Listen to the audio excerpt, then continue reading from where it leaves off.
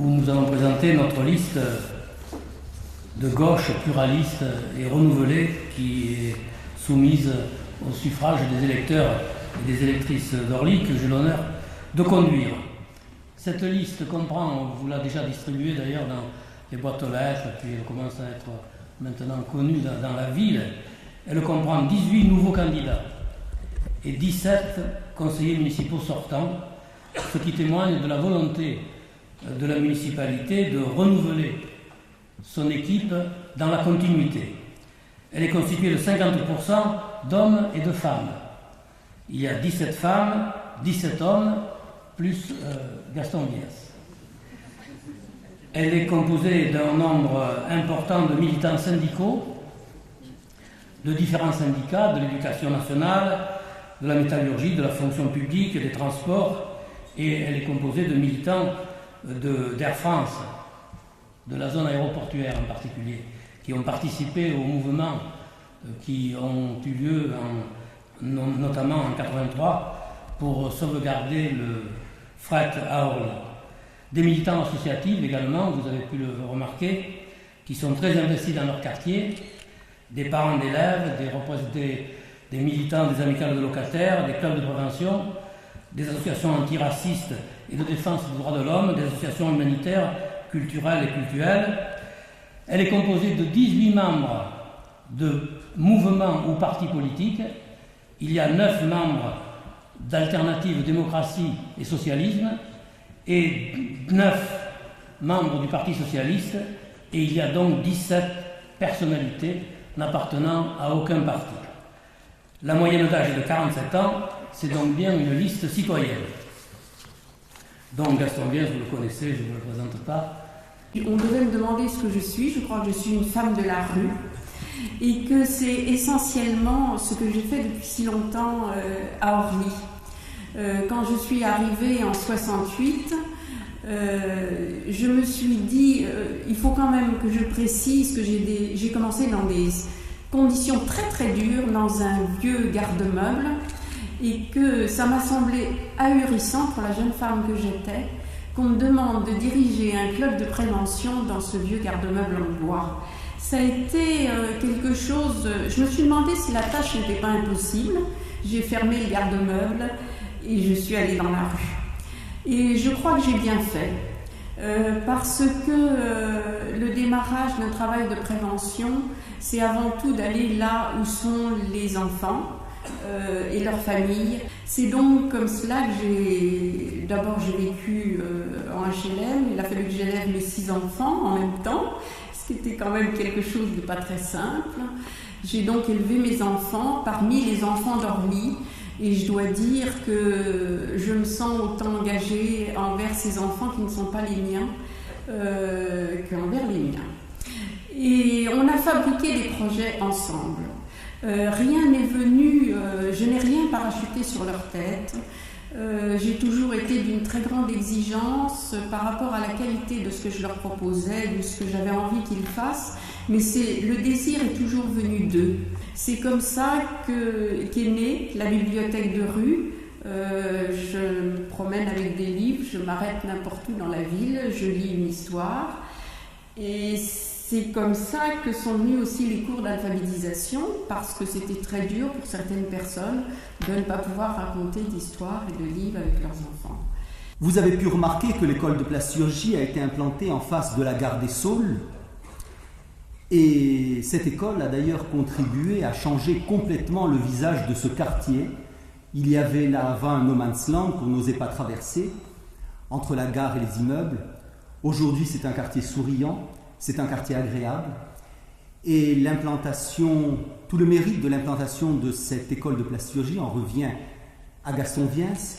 C'est grâce aux relations et aux bonnes relations qu'il a toujours entretenues avec la chambre de commerce et avec son président en particulier, que cette chambre de commerce a implanté cette école de plasturgie sur la ville, qui est une réalisation très importante puisqu'elle permet de faire venir sur notre ville un certain nombre d'étudiants, mais aussi des professeurs, des chercheurs. J'espère créer des projets, discuter avec vous tous. Je voulais vous dire aussi que j'ai pu intégrer ponctuellement le milieu associatif et constater l'élan important que connaît l'animation. Et donc participer au conseil municipal, pour moi, c'est pouvoir prolonger justement les expériences antérieures que j'ai eues. Voilà, je vous remercie. Il y avait une grève dans une entreprise de transport aérien pas loin d'ici. Il y avait une manifestation, il y avait du monde sur les pistes, il y avait de l'agitation, il y avait des CRS. Et puis, vers 19h ou 20h le soir, je suis rentré chez moi, à Orly, et puis il ne se passait rien. Il ne se passait rien du tout dans la ville, tout allait bien, il n'y avait pas de problème d'emploi, il n'y avait pas de problème économique, il n'y avait pas de chômeurs. Mais ce n'était qu'un rêve. Et en fait, c'était un rêve dans la deuxième partie. Par la première partie, j'avoue que c'est des situations qu'on a connues, Gaston et moi d'ailleurs, souvent ces derniers mois. Parce qu'en fait, ce n'était pas un rêve, c'est la situation que connaissent, je crois, la plupart des syndicalistes dans les entreprises.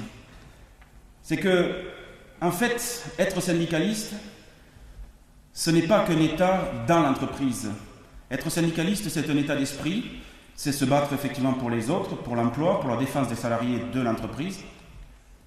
Mais c'est aussi, au bout d'un moment, et on l'a tous connu, je m'adresse aux syndicalistes qui sont dans la salle, il y en a beaucoup, on l'a tous connu, c'est aussi sortir de l'entreprise, prendre en compte les problèmes de la cité.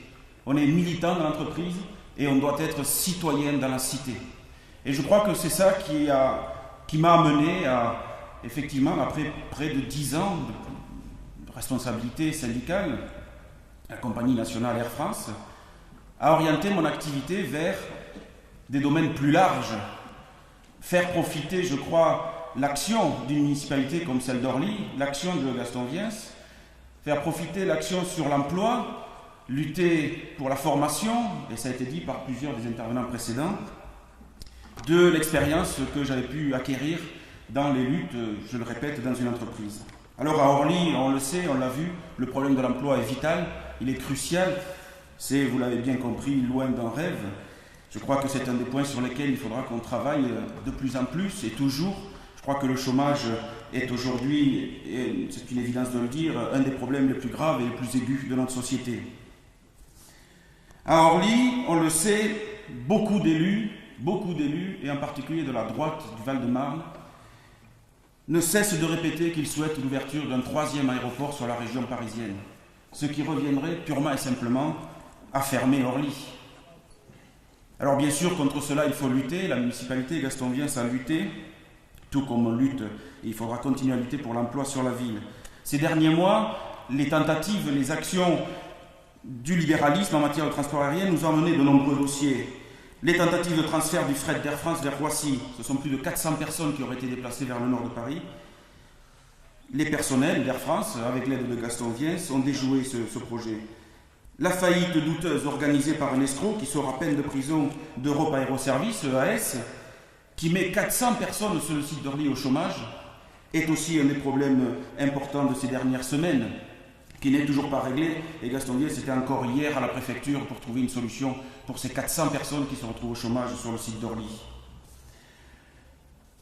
Le transfert également pour des raisons soi-disant de sécurité d'Air Algérie vers Roissy va également déplacer des dizaines d'emplois de cette plateforme aéroportuaire d'Orly vers le nord. On le voit, cet aéroport qui, mais vous le savez bien, porte le nom de notre ville dans le monde entier, et pour nous, il constitue pour nous un pôle important.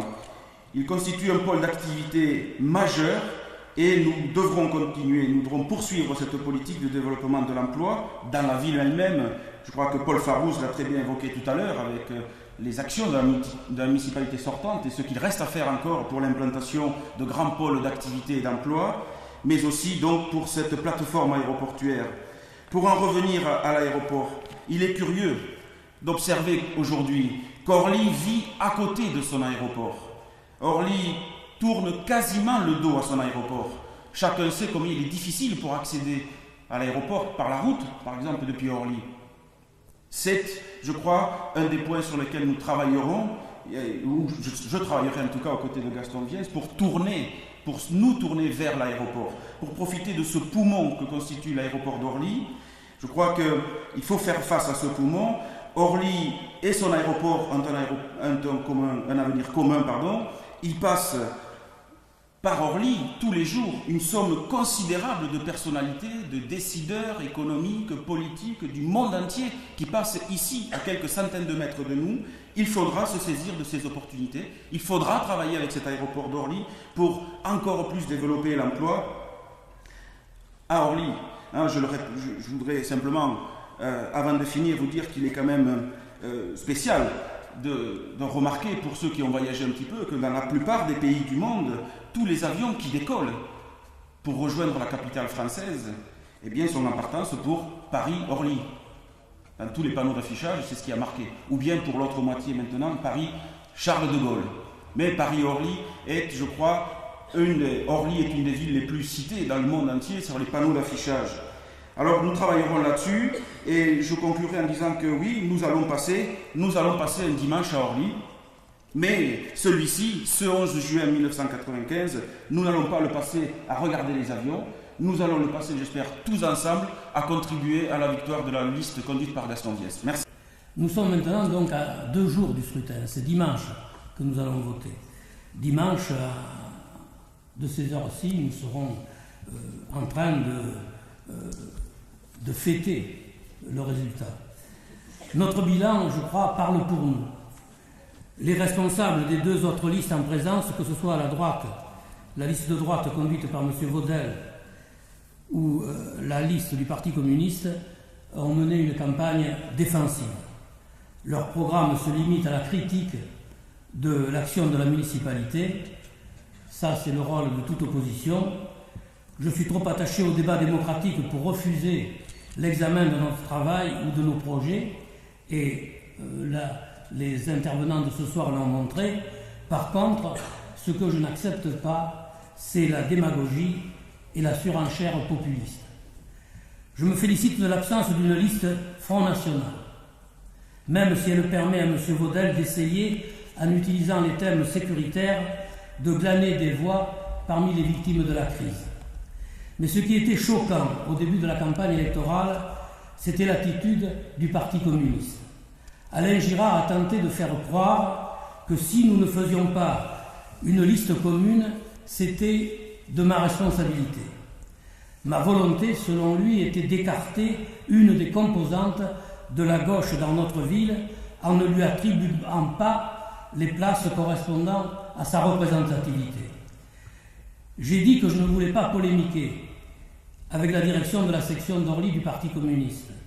Ma mission, notre mission, la mission de notre liste dans cette élection est de rassembler les électrices et les électeurs de gauche, de la gauche démocratique, attachés à une gestion au service de tous les Orlysiens, y compris ceux qui sont déçus, comme moi, comme nous le sommes tous, de l'échec des négociations avec les représentants de la section du Parti communiste d'Orly.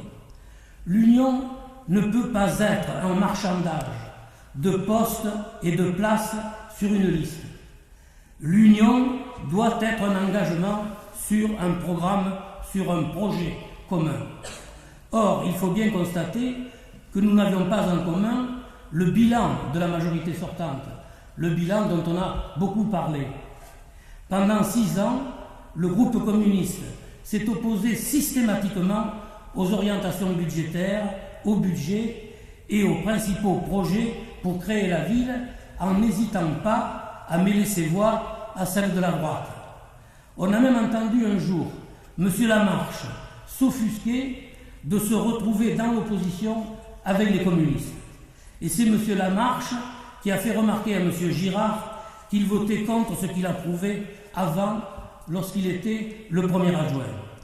Cela est vrai pour le centre administratif et la nouvelle mairie. On nous reproche de réaliser un projet prévu de longue date et qui devient aujourd'hui une nécessité.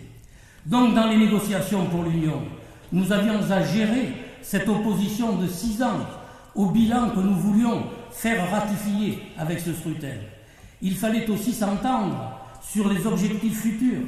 Or, ces objectifs s'inscrivent dans la poursuite, dans la prolongation de notre bilan. Nous n'avons pas pu nous mettre d'accord. La délégation du Parti communiste a maintenu que le groupe communiste avait eu raison et a essayé de justifier son attitude. Ce n'est donc pas sur un nombre de sièges et une représentation que nous avons échoué, c'est sur l'élaboration d'une plateforme commune, sur un accord, sur un programme. D'ailleurs, passé la première étape de la campagne, Gaston Viens ne voudrait pas l'union, Gaston Viens écarterait de sa liste une composante de la gauche, le Parti communiste a montré que nous n'étions d'accord sur rien. Son thème, c'est gérer autrement. Toute sa campagne est une campagne d'opposition à ce que nous avons fait et à nos projets. C'est regrettable, mais c'est comme ça. Je ne voulais pas polémiquer, mais je suis obligé un peu de le faire. Lors de la campagne de 1989, les communistes faisaient dans le misérabilisme. On les a même vus distribuer des légumes, c'était le temps des carottes. On montrait des carottes et de l'autre côté on tendait le bulletin de vote. Mais aujourd'hui, ce qui est grave, c'est que on sent une volonté de répression et de répression à outrance. Dans un tract dont le journal Libération pense qu'il aurait pu être signé par le Front National, il donne l'image d'une ville où la nuit tombée, les habitants se tiennent reclus chez eux de peur d'être agressés, de croiser un toxicomane en état de manque. Et ils appellent la population à être forte pour s'opposer aux dealers. À Caen, Girard, avec son écharpe de conseiller régional, traquant les drogués, comme Robert Hue en 1981 à Montigny-les-Corbeilles.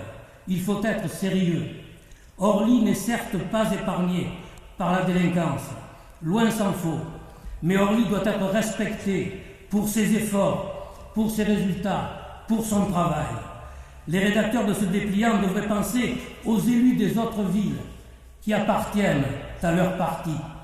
Ce tract des cellules communistes du domaine gazier, qu'en pensent les communistes et le maire de Choisy, parce que les problèmes se posent également à la cuve. Au lieu de jeter de l'huile sur le feu, je préfère m'attaquer, comme nous l'avons fait au cours de ce mandat, aux racines du mal, à la lutte contre le chômage, à la lutte pour développer des actions d'insertion et de formation des jeunes leur permettant de trouver un emploi, à la lutte pour l'accès de tous aux loisirs, au sport, à la culture. Le bilan de la municipalité dans tous ces domaines est très riche. Je serai très bref, puisque Farouz et d'autres en ont parlé, mais nous ne sommes pas contentés seulement de crier haro sur le chômage et de dénoncer les responsabilités du gouvernement et des autres. Nous avons travaillé pour créer des activités, des emplois. 350 emplois ont été créés avec l'installation des entreprises dont on a parlé. Et aussi, nous avons lutté, nous étions aux côtés des personnels de l'aéroport de Paris lorsqu'ils ont engagé la lutte pour la sauvegarde de leurs emplois. D'ailleurs, notre comité de soutien en témoigne. Plus de 50 cadres, techniciens, salariés de la plateforme aéroportuaire appellent à voter pour notre liste pour la sauvegarde de l'emploi sur l'aéroport. Dans les années à venir, d'autres emplois sont programmés avec l'ouverture des chantiers dont on a parlé. Sur chacun des chantiers, nous signons des conventions pour permettre à de jeunes Orlysiens de se former à des métiers du bâtiment. Ce dispositif s'ajoute au travail accompli par la mission locale dont a parlé, comme il fallait le faire, mon collègue Farid Rajou. Certes, la responsabilité des gouvernements, quels qu'ils soient, est engagée, mais nous ne sommes pas contentés de dénoncer cette responsabilité et d'appeler à agir, y compris avec le bulletin de vote.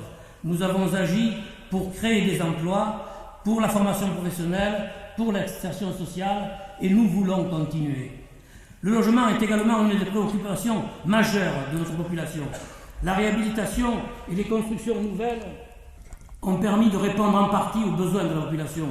Il reste encore des demandes en attente d'un logement social de qualité et à loyer vraiment modéré. Des programmes de construction en cours et à venir dans les nouveaux quartiers offriront des possibilités supplémentaires aux Orlysiens. Lors du dernier conseil d'administration de l'OPAC du Val-de-Marne, le 30 mai dernier, j'ai été le seul administrateur à voter contre les rapports financiers et de gestion de l'office départemental. Le choix de l'OPAC aujourd'hui est d'économiser sur les travaux d'entretien pour développer une politique de prospection immobilière par le biais de sa filiale expansienne. C'est pourquoi j'ai informé le président que la ville s'engagera prochainement dans la mise en place d'un office municipal. Notre bilan est riche, notre programme est riche. Je ne veux pas ici faire un inventaire exhaustif, mais je pourrais parler de tous les projets comme le terrain de sport, le complexe sportif Jean Mermoz ou les 18 hectares de terrain du Grand Godet qui accueilleront bientôt terrain de foot, de tennis, de tir à l'arc et une piste d'athlétisme. Je pourrais aussi rappeler notre action en faveur de l'enfance et de la petite enfance et développer point par point la rénovation de l'ensemble des écoles, le remplacement intégral de tout le mobilier scolaire, nos résultats en matière de restauration, l'accueil des enfants dans les centres de loisirs, les ludothèques ou les séjours que nous finançons aux 3/4 à Arèche, à Ausence, en Corse ou à l'étranger. Pour ce secteur, je me contenterai de citer un chiffre. L'enseignement et les œuvres sociales scolaires représentent chaque année 1/3 du budget de la commune. Emploi et formation professionnelle, aménagement de la ville, logement, action sociale et solidarité sont les piliers de notre politique. Les Orlysiens le savent. À notre bilan s'ajoutent aussi les conditions dans lesquelles nous l'avons réalisé. S'ajoute notre bilan, j'ai envie de dire, en matière de gestion financière. J'ai déjà dit que nous avions décidé en 1967 de reporter la réalisation de la nouvelle mairie dont la construction était à l'ordre du jour car la ville venait de passer de 7 à 30 000 habitants pour donner la priorité à tous les autres équipements nécessaires à la population. Les écoles, les installations sportives, les centres de santé, le centre culturel, c'est ce que nous avons fait tout en préparant le projet du centre administratif sur le plan foncier et financier. Sur le plan foncier, les terrains ont été acquis au fil des années et la charge intégrée dans les budgets au fur et à mesure. Sur le plan financier, nous avons autofinancé au maximum la section d'investissement pour créer des conditions favorables aux emprunts nécessaires pour cette opération. De 1989 à 1994, au cours de ce mandat, le stock de dette est tombé de 3 132 francs par habitant à 2 228 francs, alors que dans la moyenne des villes, il passait de 4 506 francs en 1989 à 5 453 francs en 1992. L'annuité de dette par habitant à Orly était en 1989 de 599 francs contre 941 pour la moyenne des villes. En 1992, elle n'était plus que de 594 contre 996 pour les autres villes, pour tomber à 570 en 1994. Je m'excuse de ces chiffres, mais il faut les donner pour expliquer que nous avons, au cours des années, au cours de ce mandat, chaque année, diminué la dette de la ville en comparaison avec les autres villes où la dette était en augmentation. Les résultats de cet excellent bilan financier permettent aujourd'hui à la municipalité d'envisager les projets futurs sous un angle favorable, d'autant qu'elle sait pouvoir compter sur des ressources nouvelles en taxes d'habitation et en taxes professionnelles. Ceux qui essaient aujourd'hui d'affoler les Orlysiens avec les impôts nouveaux que pourraient générer les réalisations nouvelles sont des ignorants ou bien ils sont de mauvaise foi. Et ils sont peut-être les deux à la fois, ignorants de mauvaise foi. En reportant la réalisation de la nouvelle mairie, nous avons dû prendre des dispositions pour faire fonctionner les services. Au centre culturel, nous avons installé la caisse des écoles, l'aide sociale et d'autres services. Dans le parc Méliès, nous avons créé la salle de l'orangerie et ses annexes. Toutes ces surfaces, occupées par des services municipaux, seront rendues à la culture, aux loisirs, aux associations, avec la construction de la nouvelle mairie. L'édification de la nouvelle mairie et du centre administratif va permettre de regrouper tous les services dans un lieu géographiquement central, de structurer la ville autour d'un centre, d'intégrer les cités dans la ville, de revitaliser le quartier historique du Vieil-Orly. Mais de plus, il va nous donner des moyens nouveaux à la vie associative. La vie associative, et Gelman en a parlé, a pris un essor au cours des 6 années écoulées. La liste que je conduis en témoigne. Nul doute qu'elle va prendre un nouvel envol. C'est donc avec confiance que je me présente pour ce 6e mandat. Avec ce mandat, je vais essayer de battre le record de longévité des maires d'Orly depuis la Révolution. Le maire qui a fait le plus long mandat à Orly est le docteur Guérin. Et nous avons plusieurs choses en commun. Il a été élu maire d'Orly en 1865. J'ai été élu 100 ans après, en 1965. Il a été maire jusqu'en 1898. Si je suis réélu, je le serai juste en 2001. Donc, le docteur Guérin sera d'accord. Nous avons en commun aussi, avec le docteur Guérin, une gestion sociale. C'est le docteur Guérin qui avait fondé, au cours de son mandat, la Caisse des écoles. Et nous avons fêté le centenaire de la Caisse des écoles, qui existe toujours il y a 2 ans. Le docteur Guérin avait également créé un foyer pour les indigents de la commune. Et il était très attentif à l'éducation des enfants. À ce sujet, nous avons également en commun la politique de la ville, je dirais. Puisque déjà, il y a 100 ans, on faisait cette politique. Puisque c'est lui qui a fait construire la première mairie et les 2 écoles, garçons et filles, de part et d'autre, ainsi que le bureau des télégraphes. On dit dans l'histoire d'Orly qu'Orly devenait à ce moment-là, avec la construction de la mairie et des écoles, une ville à part entière. Parce que jusque-là, le village d'Orly dépendait de Choisy-le-Roi. 100 ans après, la plus grande partie d'Orly, les cités, dépendaient à nouveau de Choisy. Je me souviens, lorsque nous sommes venus nous installer dans les cités, il fallait aller à Choisy pour la poste, pour la sécurité sociale, pour la perception. Il fallait même aller à Choisy pour prendre le train. Et le bus n'arrivait qu'à la limite de Choisy. Nous avons, dans un premier temps, rapatrié tous ces services et aujourd'hui nous terminons, comme le docteur Guérin l'a fait, par la construction de la nouvelle mairie. On sait qu'à l'époque, c'est écrit dans l'histoire, il fut critiqué parce que ça coûtait cher et les adversaires faisaient valoir que les impôts allaient augmenter. Et j'ai lu le discours du 1er adjoint de l'époque qui répondait à cette campagne. Ce qu'il reste aujourd'hui, ce n'est pas la campagne des adversaires de cette réalisation, c'est ce magnifique immeuble transformé aujourd'hui en une école publique. Il y a longtemps que cet immeuble a été amorti. Le centre administratif moderne que nous allons créer aura la même histoire. Et le jour où il sera construit et le jour où il sera amorti, on oubliera toutes les critiques qui auront été faites. D'ailleurs, ce centre administratif, du point de vue de son architecture, va dialoguer avec l'ancien. Il sera de briques et de marbre, comme son ancêtre était de briques et de pierre. Le 11 juin, donc, je vous appelle à saisir la chance qui vous est offerte de voter pour une liste composée d'anciens élus expérimentés et de nouveaux élus appartenant aux différentes catégories socio-professionnelles, des salariés d'Air France, des employés de beaux bureaux, des ouvriers qualifiés et des techniciens, des enseignants, des commerçants et des artisans.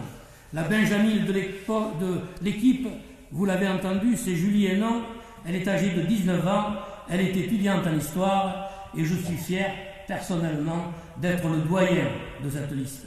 Engagés politiquement ou acteurs de la vie locale, tous n'ont qu'un seul objectif, mettre leur savoir, leurs compétences au service de la ville et seulement de la ville. Ils s'engagent à réfléchir et à travailler dans la concertation la plus grande à la ville de l'an 2000. Ils s'engagent à agir avec toute la population pour l'emploi et des formations qualifiantes, pour le logement social, la protection de l'environnement, la sécurité des biens et des personnes. Donc, dimanche, pas d'abstention pour faire gagner Orly. Allez Orly!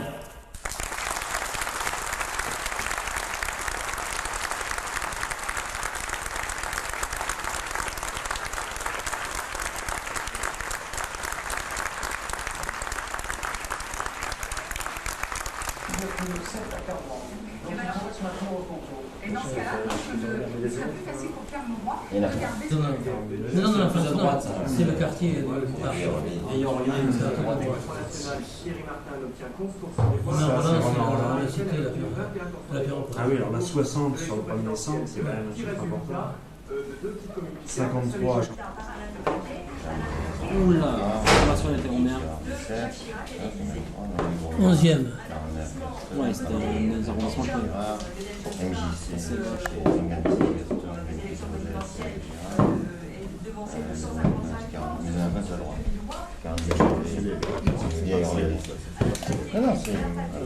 Le maire sortant, M.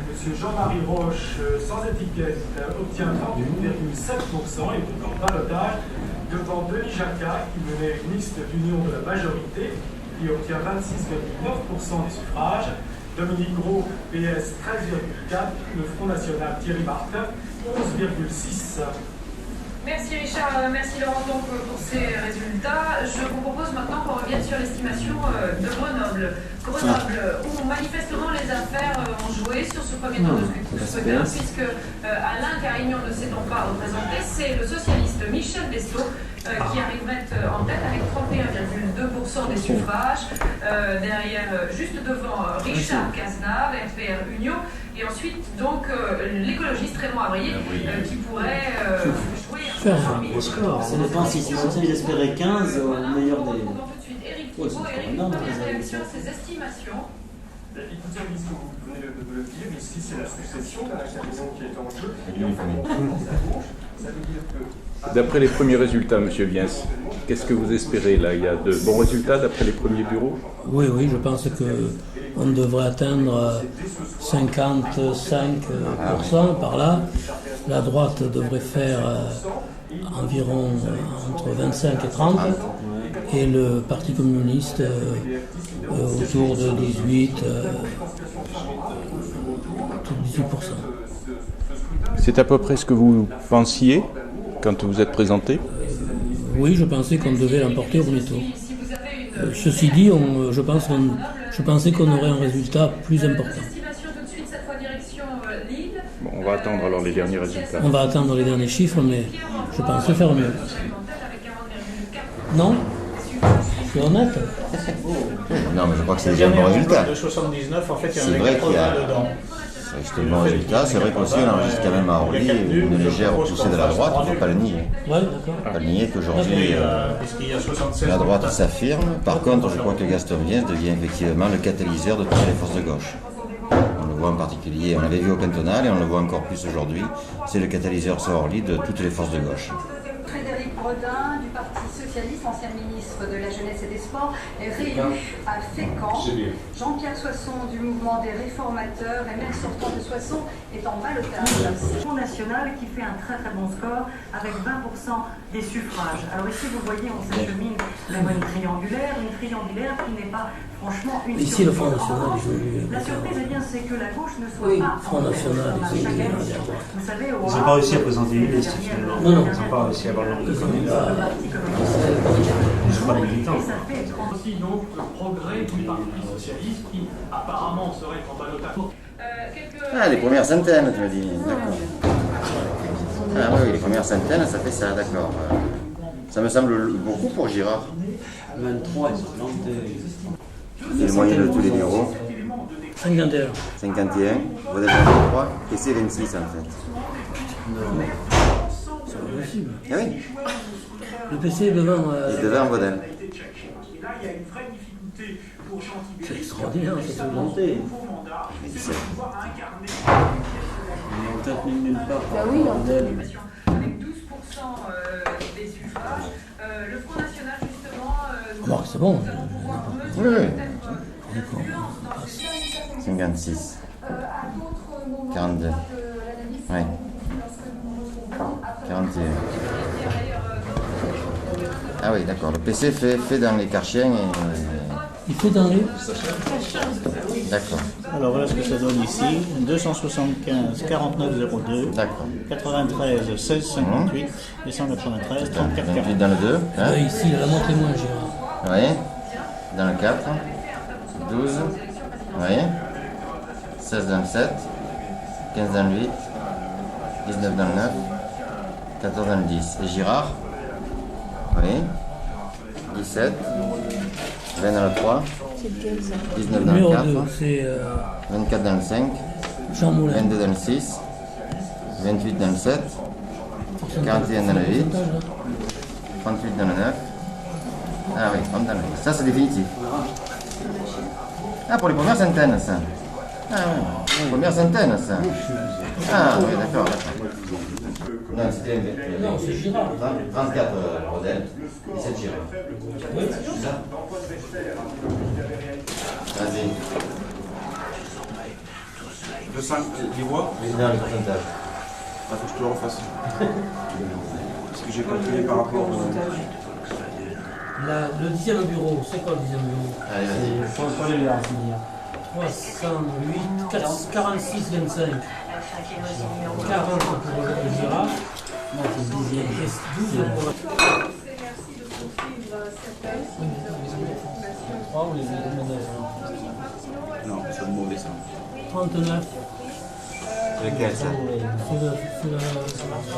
Troisième bureau. 39 08. Oui. 12 32. 48 60.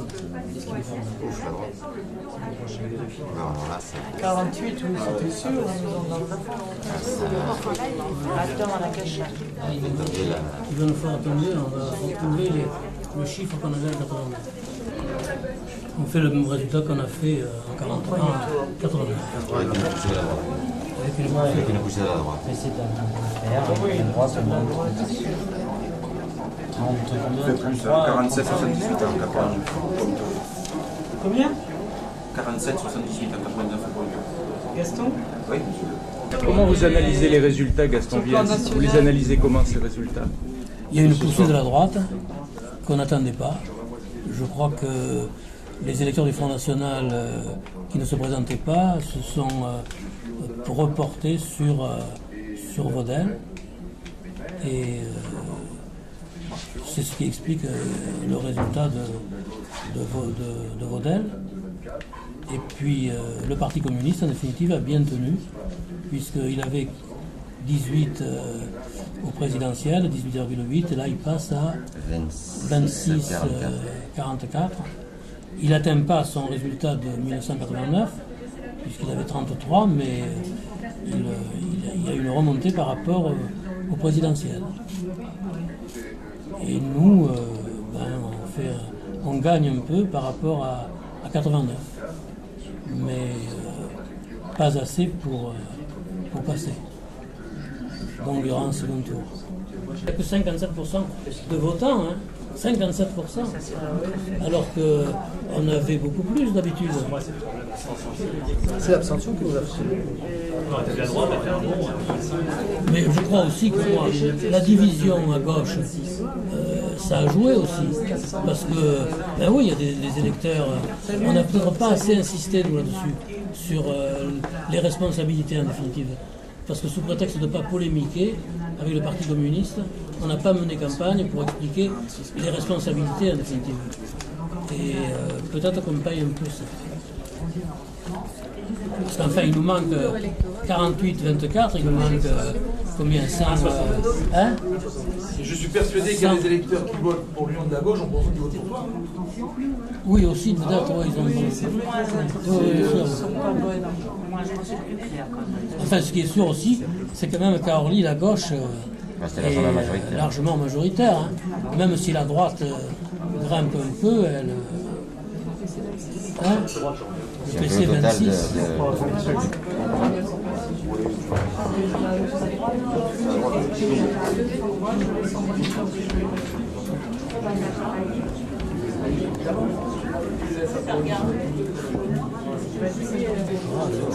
D'accord.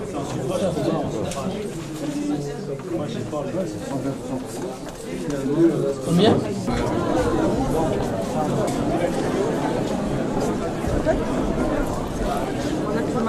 De ce scrutin municipal du 11 juin 1995. Nous avions ce matin 10 480 électeurs inscrits. 6 063 ont pris part au scrutin, ce qui donne une participation de 57,85% pour l'ensemble de la commune. Nous avons trouvé dans les urnes 192 bulletins blancs ou nus, c'est-à-dire 3,17%. Le nombre de suffrages exprimés s'élève donc à 5 871. 96,83%, donc des suffrages exprimés par rapport aux votants. A obtenu la liste conduite par Gaston Liens 2832 voix, c'est-à-dire 48,24%.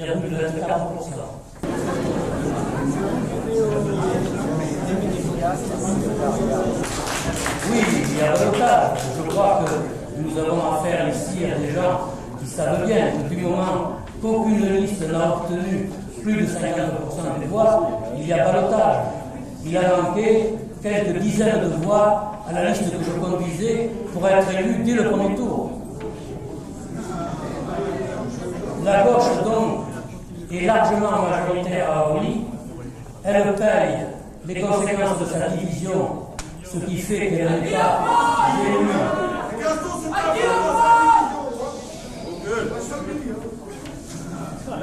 On parlera des responsabilités de la division de la gauche. Elle n'est pas élue parce qu'elle était divisée. L'abstention a été importante, 58% de votants. Il est certain que c'est un problème. Mais ce qu'on peut dire ce soir, c'est que la droite a fait le plein, qu'elle sera battue au second tour. J'appelle pour cela les électeurs qui se sont abstenus, croyant le résultat acquis, à se mobiliser au second tour. Orly est une ville de gauche, elle restera à gauche.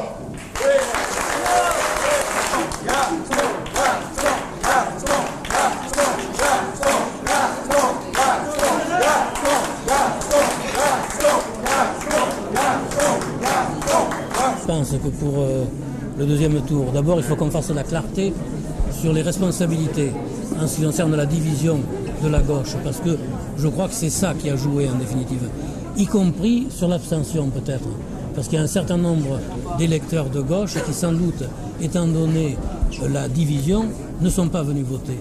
Et nous n'avons pas voulu polémiquer avec le Parti communiste, et nous avons voulu mener une campagne pour rassembler, sans peut-être expliquer assez quelles étaient les responsabilités. Donc c'est ça, je crois, qu'il va falloir faire pour le deuxième tour, et puis ensuite faire un effort particulier dans quelques bureaux de vote où on peut mobiliser un électorat qui s'est abstenu et qu'on peut faire venir voter. Parce qu'en définitive, on est quand même en tête dans la plupart des bureaux. Enfin, et on a des bureaux où on a des résultats comme 56%, 57%, 51%. Enfin, et alors dans les cités Pierre-au-Prêtre, et c'est un bureau des cités, au centre culturel également, où ce sont les électeurs du domaine gazier qui votent. On a également un excellent résultat.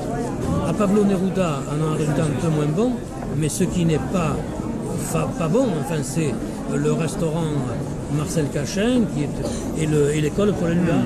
Et peut-être que dans ce quartier, on n'a pas fait l'effort qu'on a fait dans les autres.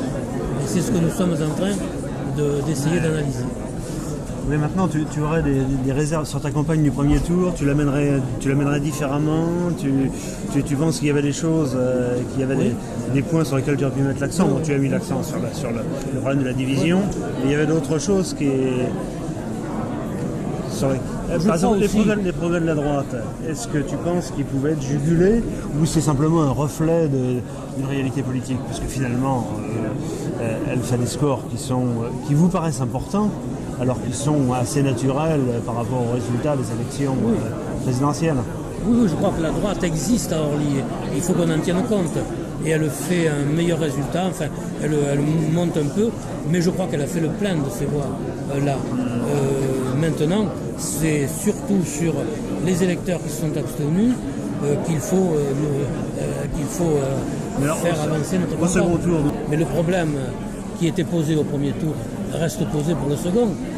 Il faut que nous ayons un accord politique, parce qu'on ne peut pas avoir un accord sur la base de la campagne qui a été menée au premier tour par le Parti communiste, qui est une campagne qui a condamné notre orientation, qui a défendu en définitive les votes hostiles du groupe communiste pendant les 6 ans qui se sont écoulés, et puis aussi qui a pris position contre nos projets d'avenir. Il faut qu'on se mette d'accord là-dessus, même pour le second tour. Donc on va voir ce qu'ils vont demander. Mais je pense aussi que leurs demandes risquent d'être des demandes très importantes, enfin, comme le Parti communiste a l'habitude de le faire. Mais enfin, on va négocier, bien sûr. Et peut-être qu'à travers cette négociation, il faudra justement qu'on l'amène de manière à, pas comme on l'a fait peut-être un peu trop au sommet, il faudra qu'on l'amène en expliquant aux électeurs, enfin, notre projet et en expliquant pourquoi on n'arrive pas à s'entendre. D'ailleurs, on les a entendus ce soir, les militants communistes qui étaient là. Ils ont crié que c'était moi qui étais le responsable, alors qu'ils savent bien que c'est leur responsabilité, en fait, si on ne s'est pas entendu. Tu peux nous rappeler comment se sont passées les discussions, les négociations avec la liste communiste, après quelles étaient les demandes? Eh bien, les discussions. On a eu d'abord une première rencontre avec Alain Girard, je l'ai rencontré personnellement. Et je lui ai dit que le problème, pour faire une liste d'union, c'était de savoir sur quelle base on allait la faire. Parce que j'ai rappelé que pendant les 6 ans, ils avaient voté contre tout, etc. Et qu'il fallait déjà qu'on gère cette situation. D'autant plus que notre programme, c'est en définitive la poursuite de notre travail, de notre bilan. Et là-dessus, Girard a défendu les positions du groupe communiste, en définitive. Et il n'a pas accepté qu'on ait un débat pour s'entendre, enfin. Et il a souhaité qu'on se rencontre avec une délégation du Parti communiste et de mon groupe. On s'est rencontrés, et là aussi, en définitive, le parti défendait qu'il avait eu raison, en définitive, et on était d'accord sur rien. Donc, nous, on s'est peut-être contenté de dire à ce moment-là, dans une déclaration très courte d'ailleurs que j'ai faite, nous ne voulons pas polémiquer, nous constatons simplement qu'avec le Parti communiste, on est d'accord sur rien, on n'a pas d'accord politique, donc on ne peut pas aller ensemble aux élections. Et le parti, lui, a mené une campagne disant que, présentant les choses comme si on avait discuté de nombre de candidats et pas de politique. Girard a dit le maire refuse l'entrée sur la liste communiste, sur la liste d'union de 9 communistes, de 3 adjoints, etc. Enfin, alors que ça, on n'a même pas abordé, étant donné que je considérais qu'il fallait d'abord qu'on ait un accord politique. Mais ça, je pense qu'on ne l'a pas expliqué dans la campagne. Et puis peut-être qu'on a sous-estimé le fait qu'on a gagné en définitive la bataille pour que le Front National soit absent. Parce que la campagne qu'on a menée a joué en définitive. Le Front National avait des difficultés à faire sa liste. À partir du moment où on a pris position, eh bien, il a échoué. Et d'ailleurs, son communiqué est clair. Il dit que s'il n'a pas pu faire sa liste, c'est parce que le maire et les communistes font régner la terreur parmi son électorat, parmi les militants du Front National. Mais nous, peut-être on s'est contenté en définitive de l'appel de Le Pen, du Front National, à s'abstenir, à aller à la pêche, alors que je crois que les électeurs du Front National ne sont pas allés à la pêche et sans doute qu'un certain nombre ont voté pour la liste de droite. Mais ça, on va pouvoir l'analyser maintenant plus finement en regardant les résultats bureau par bureau.